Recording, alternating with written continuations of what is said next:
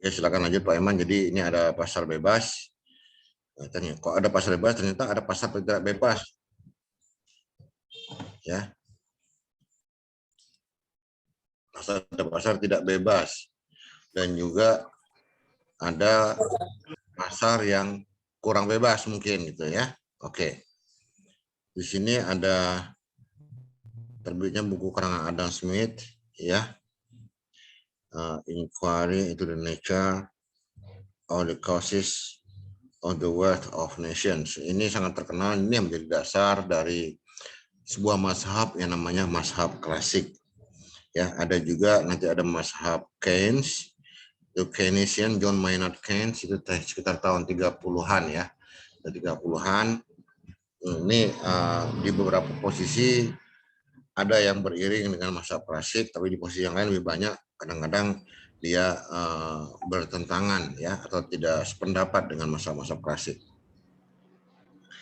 Itu berisi falsafah invisible hand ya, yaitu pendapat bahwa jika pemerintah tidak secara aktif terlibat dalam mempengaruhi ekonomi, maka perekonomian dengan sendirinya mengatur dan membuat penyesuaian pada berbagai aspek kegiatan sehingga membuat kegiatan ekonomi efisien. Saudara sekalian, kita tidak pernah menentukan misalnya ini ya, saya lihat di pinggir jalan sudah ada rambutan ya. Kita tidak pernah berpikir kenapa harga rambutan itu sekian. Nanti langsat turun juga, kenapa tidak harga langsat sekian? Semakin banyak, semakin turun. Sekarang mungkin masih awal, mungkin lebih mahal. Siapa yang menentukan harga itu? Tidak ada. Ya. Nah, dia akan itu dalam persaingan sempurna. Ini mekanisme pasar. Begitu juga persaingan di monopolistis. Di monopolistis coba dilihat, ya, harga sabun segala macam itu tetap akan ada invisible hand, pasti ada. Jangankan monopolistis, di oligopoli pun ada invisible hand. Di monopoli pun yang hanya satu-satunya penjual itu ada invisible hand. Kontrolnya apa? Barang-barang substitusi, baik dekat maupun jauh. Nanti kalau listrik makin naik terus, makin mahal terus, maka orang akan beralih kepada solar cell ya, tenaga surya seperti itu gitu loh. Ya, itu mau tidak mau akan terus bergerak berjalan. Sekarang sudah ada motor listrik. Ya, karena apa? Karena bensin mahal, ya. Makin naik kita pandemi seluruh dunia turun, Indonesia tidak turun kalau tidak salah saya gitu ya. Nah, oke. Jadi ini invisible hand itu berlaku di mana saja, tentu dengan kapasitasnya masing-masing ya. Invisible hand di pasar persaingan sempurna akan beda dengan di pasar monopoli, dengan monopolistis atau oligopoli. Oke, lanjut Pak Iman.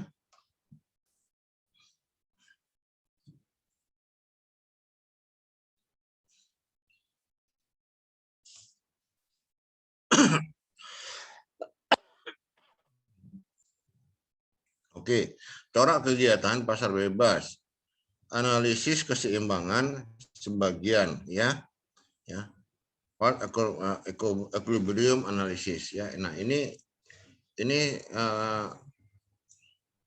partial equilibrium ya. Selain partial equilibrium ini ada general equilibrium. Nanti kita akan masuk ke masing-masingnya. Ini apa ya maksudnya partial equilibrium dan general equilibrium ya. Oke, lanjut Pak Iman. Analisis keseimbangan sebagian itu partial equilibrium ya, pasar barang dan pasar faktor produksi. Jadi ini kalau kita mau nih pasar output dan pasar input ya.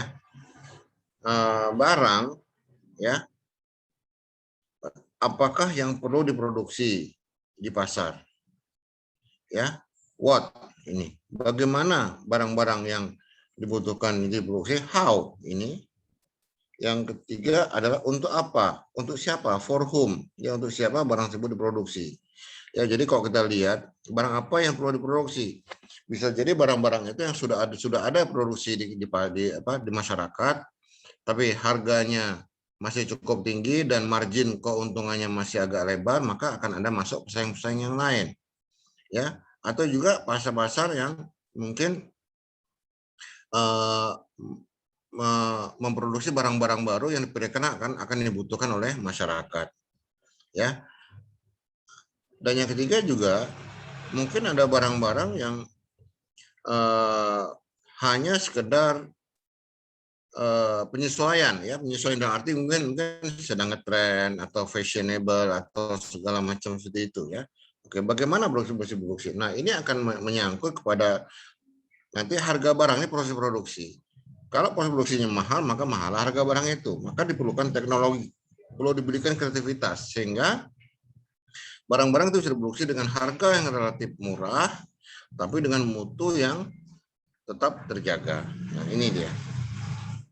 Untuk siapa? For whom? Nah, ini penekanannya kepada target pasar, ya. Nah, bisa jadi barang-barang itu sifatnya premium, ya. Mungkin berkelasnya agak tinggi, itu agak beda, ya. Mungkin yang tengah-tengah atau yang kelasnya yang di bawah, terserah, ya. Contoh di penerbangan misalnya, orang yang naik Garuda akan beda dengan orang yang naik Sriwijaya, karena pelayanannya pun akan beda. Ya, pelayanan di Garuda dengan Sriwijaya beda, maksudnya pelayanan di dalam pesawatnya, ya, kondisi dalam pesawatnya, ya. Nah, tapi kalau keamanan sih itu standar, ya, standar internasional sudah seperti itu. Ya, itu di set oleh FAA namanya kok di penerbangan. Sama dengan mobil, ya. Ada mobil Ferrari. Ada mobil yang tengah-tengah, ada yang mobil SCGC, ya, yang low cost itu, ya, low cost. Nah, ini dia, ini tergantung pada produsennya, ya, target mana yang akan dituju, ya. Oke, lanjut Pak Iman. Jadi ingat ada what, ada how, ada for whom, ya. Oke, kemudian bisa lanjut Pak Iman. Oke, ini lihat gambar interaksi perusahaan dan rumah tangga. Jadi ada dua, ya, ada dua di sini. Ada dua di sini, artinya gini, maksudnya gini, ada namanya produsen, ada namanya household. Household itu adalah rumah tangga. Siapa rumah tangga itu? Kita, ya, konsumen ini, ya. Ada perusahaan, ada konsumen. Ya, faktor produksi digunakan dengan efisien, ya. Harusnya semua faktor produksi bisa digunakan dengan efisien. Kalau tidak efisien, maka pengaruh dengan harga, pengaruh dengan pemborosan sumber daya, ya. Ya. Kedua, kegiatan ekonomi dalam pasar diatur dan diselaraskan dengan efisien, ya. Oke, kemudian selanjutnya pertumbuhan ekonomi yang kuat. Kemudian kebebasan pelaku ekonomi memilih bidang usaha. Nah, ini yang harus kita, jangankan memilih bidang usaha, kita mesti memilih barang pun kita boleh tidak mau juga, gitu loh, ya. Yang monopoli aja ada pilihan, ada premium, ada pertalite, ada premix, ya. Nah, terserah kita mau pilih yang mana, kan. Oke, ini kita bebas untuk menentukan pilihan-pilihan kita, pilihan untuk produksi atau pilihan untuk konsumsi. Oke, lanjut Pak Iman. Nah, itu yang disebut dengan mekanisme pasar. Oke, efisiensi penggunaan faktor produksi, efisiensi alokatif, ya. Efisiensi ini dicapai apabila perusahaan beroperasi sedemikian rupa sehingga tingkat harga sama dengan biaya marginal, ya.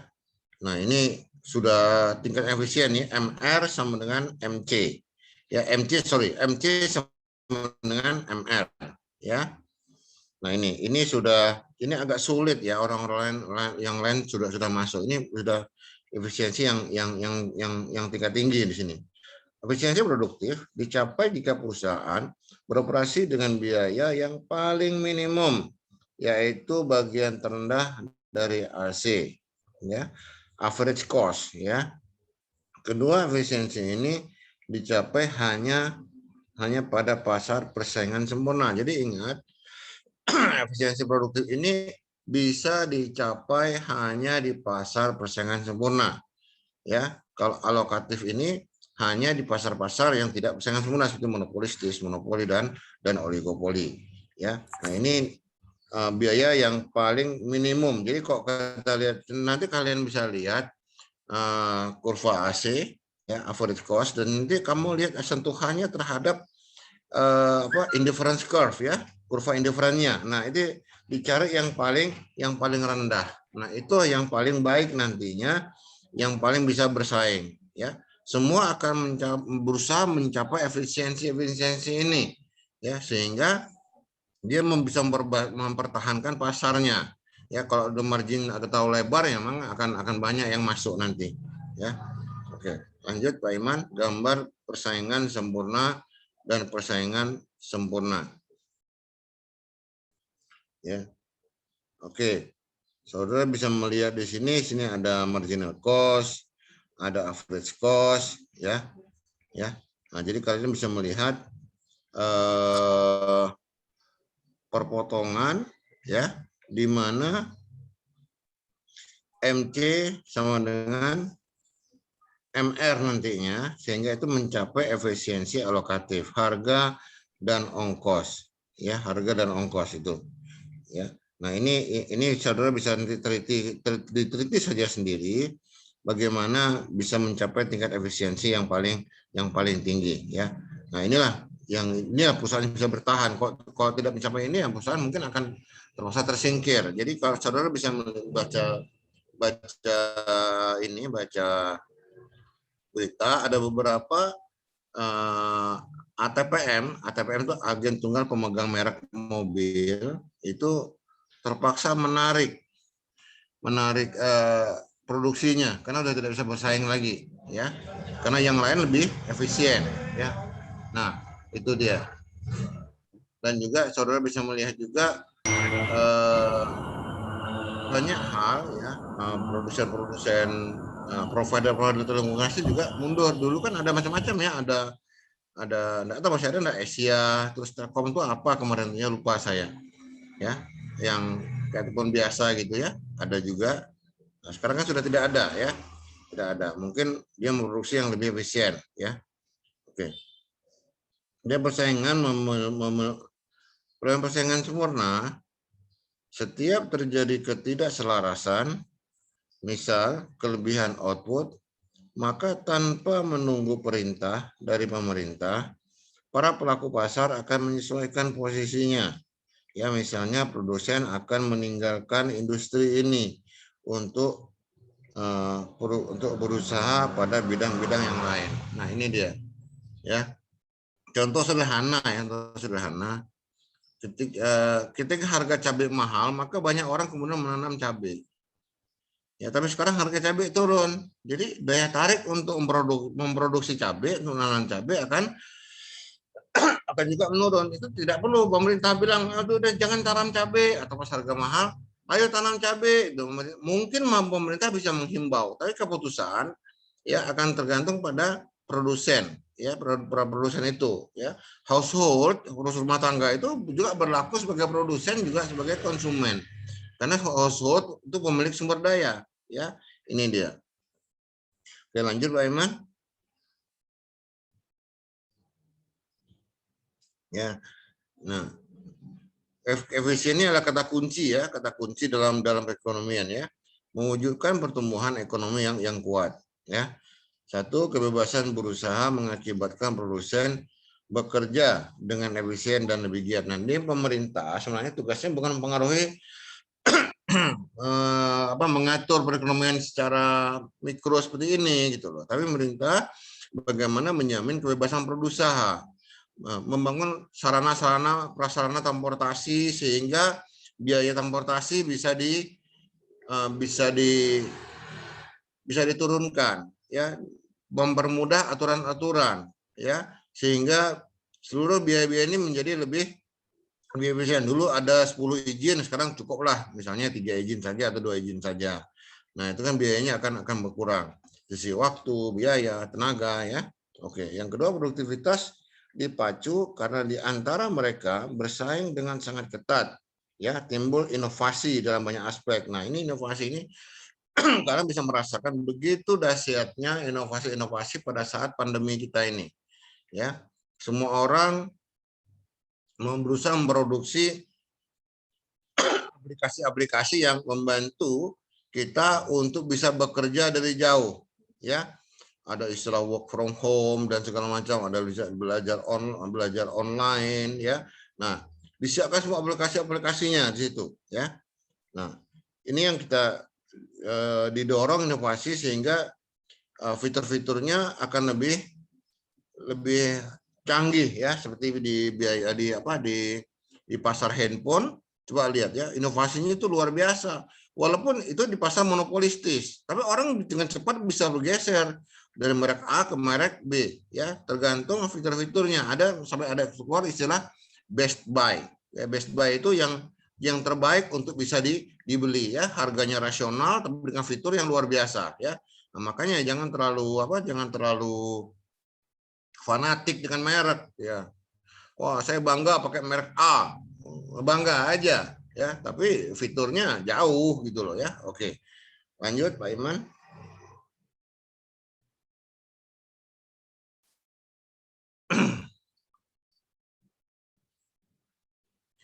Ya, oke, kebiasaan berusaha mengakibatkan produsen bekerja dengan efisien. Oke, lanjut. Kemudian kelemahan ekonomi pasar bebas. Nah, ini ada kelemahan. Setiap apa itu ada kelemahannya, ya, akibat eksternal, ya, eksternalitas yang merugikan, ya. Ada juga saking efisiennya jadi membuang limbahnya sembarangan ke sungai, kemana-mana gitu loh, ya. Jadi atau mungkin ada limbah polusi udara, ya, karena mereka tidak mau keluar biaya untuk mengolah limbah itu gitu loh, ya. Kemudian yang kedua, kekurangan barang publik dan barang merit, ya. Nah, ini dia. Karena barang publik itu semua nanti diambil menjadikan sumber daya produksi gitu loh, ya. Oke, ketiga, mewujudkan kekuasaan ekonomi dalam pasar. Nah, ini setiap produsen akan berusaha menguasai pasar. Kalau bisa menjadi monopoli. Jadi di Amerika itu ada pernah satu mata rantai grocery. Grocery itu seperti kalau di Indonesia ini ada Indomaret, ada Alfamart, masuk ke sebuah ini, begitu masuk dia jual barang tuh semurah-murahnya sehingga yang lainnya mati, ya, karena dia besar, ya. Jadi dia walaupun yang di unit ini rugi, di unit lainnya masih untung, jadi bisa nutup gitu loh. Nah, sedangkan di setempat kan punya masyarakat, ya, cuman itulah yang dia punya. Maka ketika mereka kalah nutup, nah setelah itu mereka bebas, ya, bebas menetapkan harga. Jadi makanya ada namanya Komisi Persaingan Usaha, ya, KPPU, ya. Komisi P-nya apa, ya? Enggak salah saya Komisi Persaingan Usaha, saya agak lupa P-nya apa. Ini nih menjaga supaya ini yang poin 3 ini, kekuasaan monopoli. Nah, ini tidak boleh, ya, kecuali untuk hal-hal tertentu, ya, yang untuk hajat hidup orang banyak, ya. Keempat, kegagalan membuat penyesuaian dengan efisien, maka dia harus keluar dari pasar, ya. Yang kelima, distribusi pendapatan tidak merata. Nah, inilah dia, ya. Ini di negara-negara kapitalis ada orang-orang yang sangat kayanya luar biasa. Tapi juga ada orang yang juga melaratnya juga luar biasa, gitu loh, ya. Nah, ini dia. Nah, jadi ini yang tidak boleh, ya, tidak boleh. Nah, itu kita harus mewujudkan keadilan ekonomi, ya, dengan berbagai cara, ya. Oke. Lanjut Pak Iman. Ya. Akibat eksternal yang merugikan, ya, biaya pribadi, yaitu biaya yang dikeluarkan produsen untuk membeli faktor produksi berkaitan dengan proses produksinya, ya. Ini juga akan menjadi bisa menjadi tinggi, menjadi harga jual tinggi, atau bisa ditekannya kalau dia sudah monopoli, ya. Oke. Biaya sosial yaitu biaya pribadi yang ditambah biaya yang harus ditanggung masyarakat akibat proses produksi yang dilakukan suatu perusahaan. Tadi itu misalnya buang limbah sembarangan, limbah udara, limbah itu macam-macam, ya. Nah, limbah suara, limbah bunyi, limbah polusi, ya, alam, ya. Nah, seperti sekarang ini kita lihat air sungai ini sangat ekstrim, ya. Pas musim hujan bukan main tinggi tidak tertahan lagi karena mungkin hutan sudah makin berkurang diganti kebun, ya. Oke. Kemudian eksternalitas yang merugikan muncul jika biaya sosial melebihi biaya pribadi. Nah, ini dia. Ini harus kalian perhatikan. Kalian cari di Google apa yang maksudnya dengan biaya sosial, apa yang biaya pribadi, dan bagaimana perbandingan kedua biaya ini. Ya. Kemudian manfaat sosial bersih, social net benefit, muncul jika eksternalitas yang menguntungkan melebihi eksternalitas biaya. Nah, ini dia. Ya, ada eksternalitas yang menguntungkan, yang profitable istilahnya, dan juga eksternalitas biaya atau yang costly. Ya, costly ini yang merupakan biaya. Jadi banyak ya, sederhananya gini ya, ketika ada orang di komplek rumah kita bikin taman depan rumahnya. Nah, tetangganya bisa menikmati keindahannya. Tapi kalau misalnya tetangga itu ada di komplek kita ada orang buang sampah sembarangan, maka baunya juga tidak enak lihatnya, juga tetangga juga lihat gitu loh ya. Nah, ini namanya eksternalitas yang contoh yang sangat sederhana dari namanya eksternalitas ya. Oke, jadi kalau dihubungkan dengan pabrik ya mungkin akan lebih gawat gitu ya. Oke, dalam ekonomi skala besar gitu ya. Oke, lanjut Pak Iman. Masih berapa menit Pak Iman? Masih cukup Pak, 5 menit lagi Pak. 5 menit lagi ya, tolong saya diingatkan karena Pak Iman harus punya waktu menjelaskan soal UAS nanti ya. Oke, campur tangan pemerintah. Nah, untuk di negara kapitalis, campur tangan pemerintah itu diperkecil, sangat diperkecil ya, sangat diperkecil. Itu dia. Nah, kalau bisa pemerintah hanya bicara soal pajak dengan subsidi saja, ya, dengan mengatur persaingan jangan sampai terjadi penguasaan yang sangat besar dari pasar, sehingga ada penguasaan juga sangat besar dari sumber daya ekonomi ya. Oke, tujuan campur tangan pemerintah, bentuk-bentuk campur tangan pemerintah. Oke, lanjut Pak Iman.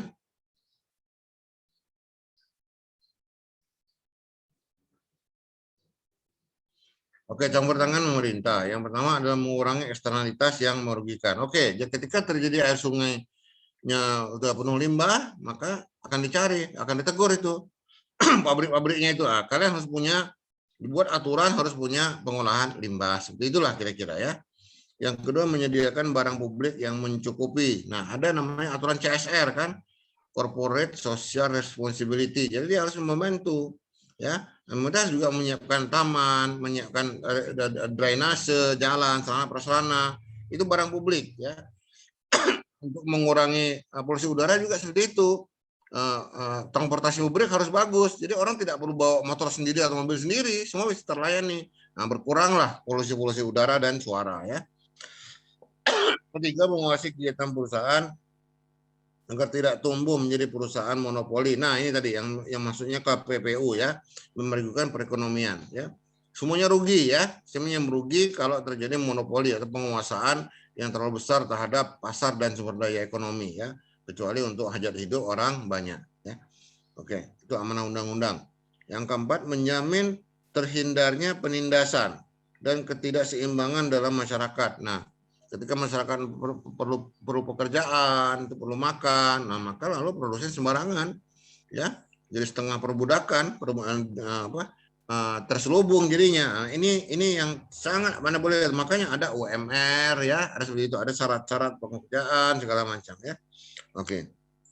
Yang kelima, memastikan pertumbuhan ekonomi diwujudkan dengan efisien.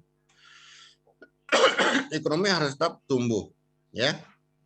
Dan diwujudkan menjadi dengan efisien ya. Jadi ekonomi harus tumbuh efisien dan semua pertumbuhan harus menikmati ekonomi tumbuh dan dinikmati oleh semua lapisan masyarakat, tidak hanya dinikmati oleh kalangan tumbuh, ekonomi tumbuh tapi ini makin kaya, ini makin melarat. Ya, itu yang tidak diperbolehkan dalam perekonomian kita ya. Oke. Lanjut Pak Iman, habis. Oke, saya kembalikan waktu Pak Iman untuk memberikan penjelasan tentang ujian akhir semester ya, yang nanti kami juga akan menghubungi universitas untuk jadwal ini ya. Nah, saya sarankan kepada Pak Iman. Makasih Pak Iman. Assalamualaikum warahmatullahi wabarakatuh. Waalaikumsalam warahmatullahi wabarakatuh. Baik, terima kasih Pak Dian atas penyampaian materi pada hari ini. Ya, baik rekan-rekan sekalian, berikut beberapa hal yang akan saya sampaikan terkait dengan UAS. karena memang ini merupakan pertemuan kita yang terakhir, ke-14. Nah, insya Allah juga materi hari ini akan kita share di Classroom ya. Nah, baik rekan-rekan sekalian, insya Allah nanti jadwal akan menyusul, mudah-mudahan mungkin minggu depan ya, kita start minggu depan. Nah, nanti UASnya itu bentuknya kita oral itu dalam bentuk lisan ya, kita ujiannya lisan, karena saya sama Pak Dian terbiasa memberikan ujian itu secara lisan. Nah, untuk nilai UTS bagaimana Pak? Nilai UTS diambil dari tugas-tugas teman-teman ya. Nilai UTS diambil dari tugas teman-teman semuanya dari awal hingga akhir kemarin. Nah, nanti juga kalau misalnya hari ini ada tugas, nanti juga terkait dengan UTS-nya. Tapi untuk UAS, ujian akhir semesternya, itu nanti teman-teman langsung ujian lisan, langsung sama Pak Dian dan saya. Dan itu ada langsung kita kasih soal, ya. Soalnya itu sekitar 2-3 soal satu orang. Ya, ujiannya nanti kita bagi ya, kita bagi orang-orangnya, dalam artian kita bagi sesi-sesinya, jadi tidak semuanya. Misalnya ada 30 orang, mungkin kita bagi 3 sesi, 10 orang dulu ya. Nah, pertanyaan tadi Pak, ujiannya materinya gimana Pak? Nanti materinya teman-teman silakan pelajari dari yang teman-teman pelajari dari awal yang disampaikan oleh Pak Dian sampai terakhir kita materi hari ini. Dan insya Allah juga nanti kita akan coba list materi-materinya di Classroom juga. Nanti teman-teman silakan pantengin aja Classroom-nya. Nah, teman-teman sekalian, Pak, penilaiannya seperti apa Pak? Nah, mudah-mudahan nanti penilaiannya ya dari pertanyaan itu teman-teman bagaimana teman-teman menjawab gitu ya. Karena kan kita secara online, kalau tulisan memang agak terkendala, tapi kalau secara lisan kita bisa langsung ya bertanya soal yang diberikan. Mungkin itu rekan-rekan sekalian, nanti jadwal kemudian mengenai materinya akan kita sampaikan. Pembagiannya juga akan kita sampaikan melalui Classroom. Nah, bagi teman-teman rekan-rekan semua yang tidak bisa hadir di Zoom ini, silakan bisa diberitahu atau disampaikan. Masih ada sekitar 1 minggu untuk persiapan, dan kita juga akan menyesuaikan jadwal di universitas atau di kampus atau di fakultas ya. Jadi Pak Dian dan saya juga masih menunggu jadwal di sana. Nanti memang kalau memang seandainya minggu depan sudah bisa, kita akan melakukan UAS secara oral atau lisan. Nah, persiapkan aja dari sekarang ya. Baik, rekan-rekan sekalian, demikian yang dapat kita sampaikan, yang dapat kami sampaikan. Kira-kira ada pertanyaan, baik itu terkait materi tadi maupun terkait UAS-nya. Silakan kalau ada pertanyaan. Ada?